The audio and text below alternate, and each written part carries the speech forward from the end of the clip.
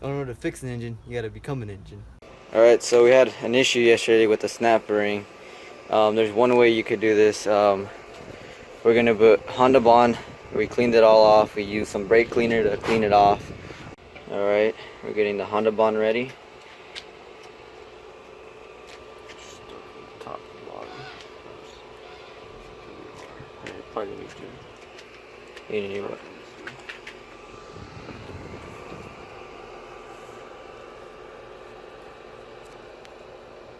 Oh. Oh fuck. What the hell? It's not coming out. Is it coming out in a glove? Don't be afraid to use some silicone, but make sure you don't put too much. Just enough.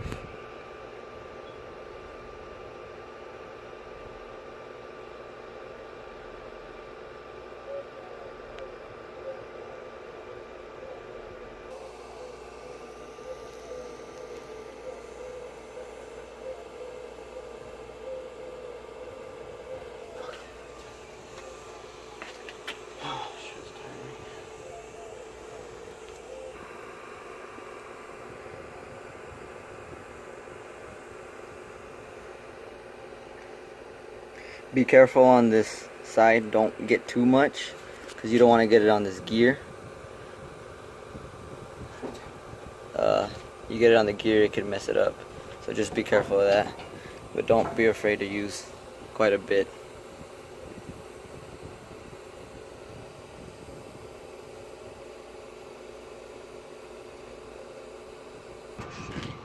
Alright, we're about to get done with the silicone.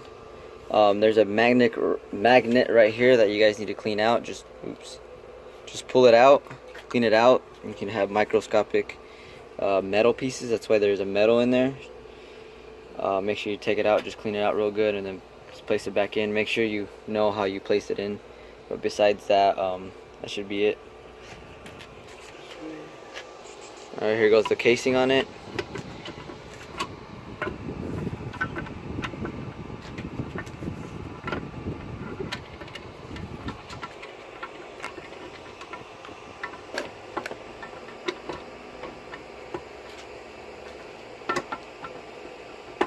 There we go.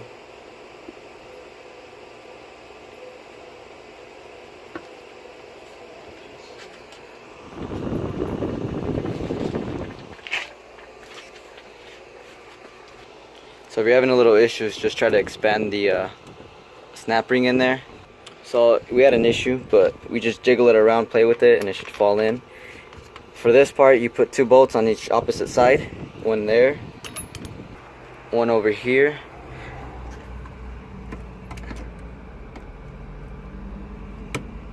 You gotta tighten them down all the way.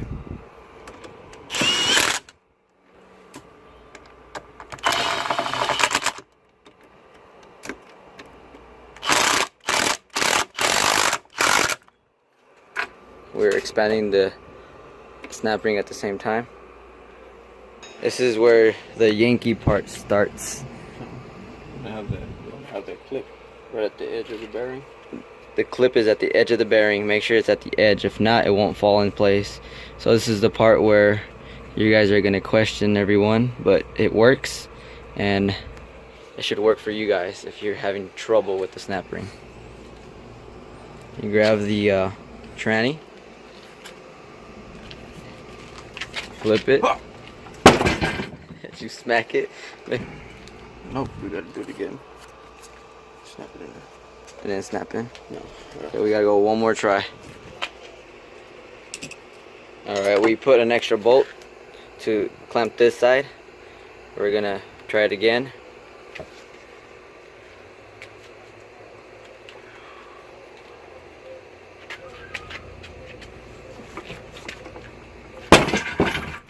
Alright, flip it back.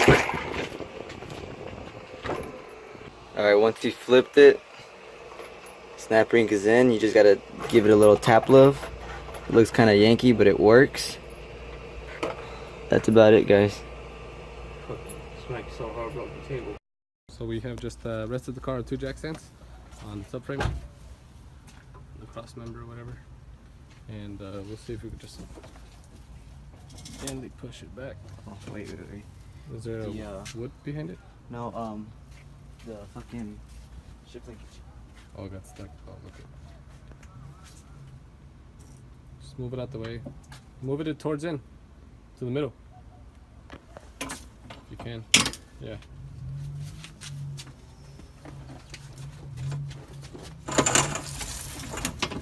So we got the engine on. Let's see. Sergio's inside the car. You can hear it. Let's go ahead and give this a look. The actual harness. So Sergio has a saying, and then it goes like. There goes what? How does your saying go, like, bro? I don't know. What are you talking about? You just made me look dumb, but okay. I see how it is. What's my saying? He said you have to become one with the car. Oh, in order to fix an engine, you gotta become an engine.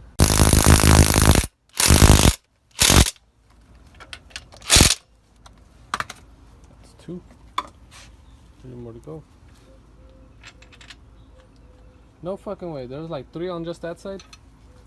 It's because there's a motor mount on that side. Oh, the motor mount Trans. is one of the. Well, technically there's one trans mount, And that's. and that's this one. The other ones are technically motor mounts, but trans mount, same shit.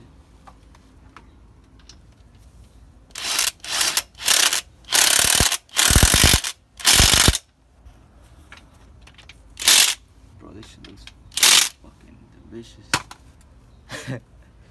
God damn. I can probably eat off this motor today.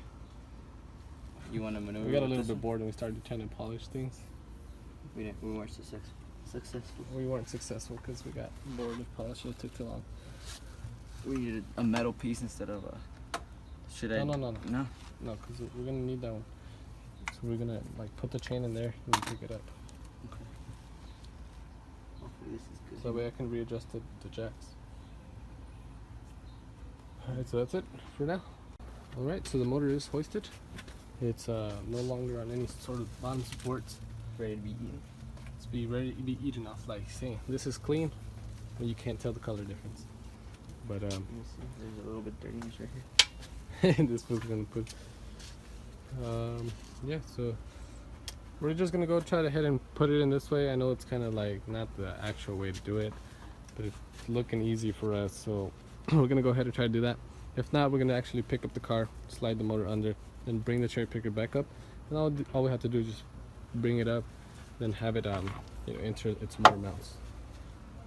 But we're trying to see if we can cut the time of picking this thing up. All right, little bracket, because this little indentation wasn't letting it go in, and then we just kind of put it in like this. Once it fell in, we moved it back out, and it should be in. Alright, hold on, keep it still right there though. What else? Stay still right there, just leave it right there for now. I need to get the starter. Oh yeah, so we're gonna put the start on before we have to drop it in there. That we have more like mobility and be free. No, that's not you. Oh, look at it, matches. We're buddies. Yeah. But yep. So all we had to do was take off the little coolant reservoir on this side, make sure that the clutch solenoid isn't in the way, And guess what? and then took out this bracket out of the way. We're about to put in this Brand new starter. And there's a brand new thermostat in there too. I actually don't know where. The bolts for that are? Yeah. Oh, there's 14. I really don't It know. should be long ones. Hold on. I'm just looking through like the slots. No, the bottom one's a long one. Oh, it is? I can straight see looking right now. You're right. Okay. Okay. I can see. You guys are wondering how I figured that out. In Oh, there, it's right there. you Yeah. can see the tunnel. See it? We took a small break, but the motor is mounted on the driver's side. So the motor mount is on here and mounts on there. Now we just need to actually kind of hook up everything. And in the process of hooking up everything, we need to hook up this motor mount too. And then the T mount in the back or something. But yeah, we're like so close to being done. Let me grab the bananas. I kind of like bananas, so we're gonna go see that technique. Pull back.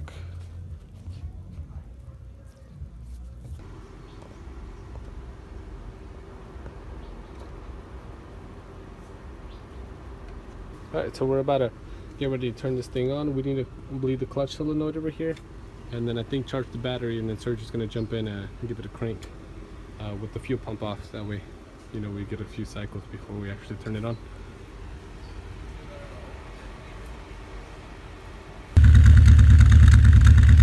I'm pretty glad because there's no white smoke, anything like that coming out. So that means everything up there has been done good. See this right here? What's up?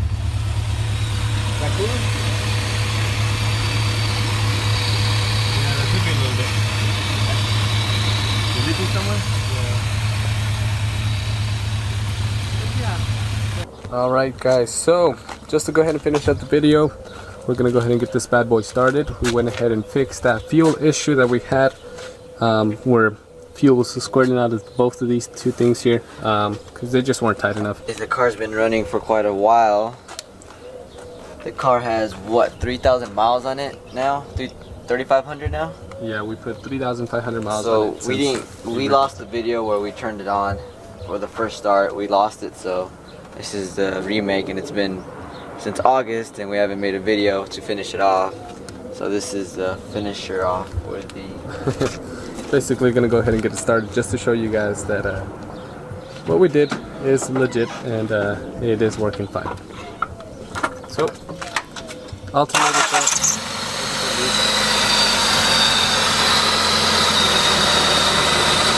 Go ahead and check out these miles, how many miles it actually has on the odometer. So have you switched the trip meter or no? No. So the idle is good. Right about 900 is where you want it to be. As you can see, it says 500 miles, but plus 3,000. I don't have that much fuel in there, but yeah, it's been running pretty fine, pretty good. We're gonna go ahead and take it on a test drive, make a little pull, make sure you guys can feel that Vtec power. But yeah, we're kind of glad. 3,500 miles, no issues. Of course, obviously we got some dirt and grime going on, and just refilled up the AC one more time because summer's coming, and we're all set. We're gonna go ahead and pull this out of the driveway and get it going.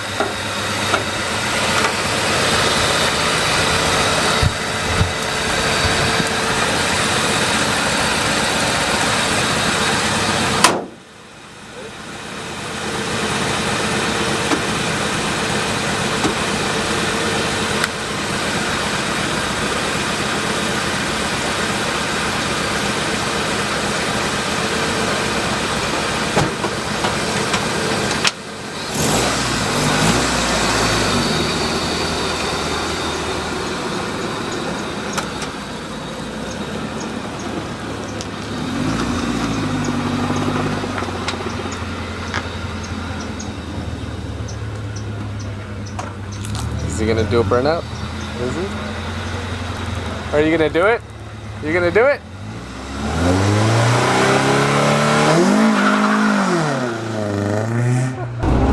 So I've teleported into the car, and we're just gonna go ahead and drive it around the block.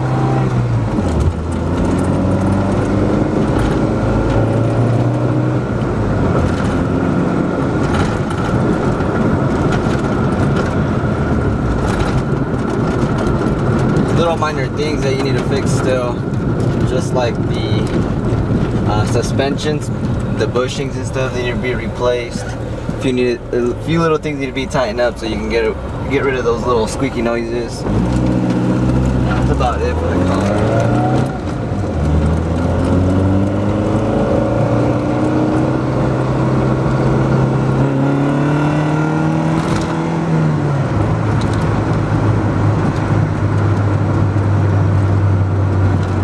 So far, Sergio's been enjoying his car. He's been taking it to school, he's been taking it to work.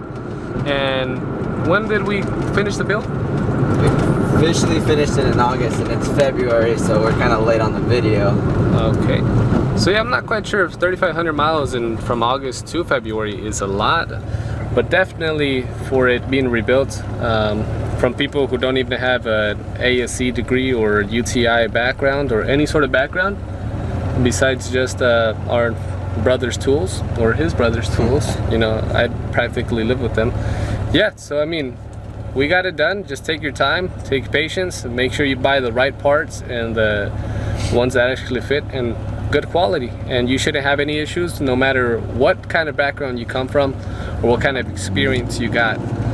If I don't know if you can see, but mostly in the beginning of the videos we just had a basic toolbox, a little red cart that we would use to go ahead and take out all of the tools from, and that's all we did to go ahead and replace the actual to rebuild the actual motor. Yeah. And then besides the time I took in it in the beginning, but yeah, my tools are less expensive than what his are. So I mean, anybody can do it. Just take your time, buy the right parts, subscribe, leave a comment if you like the video, and hopefully we'll have something out for you guys with an RX-8. Okay, out.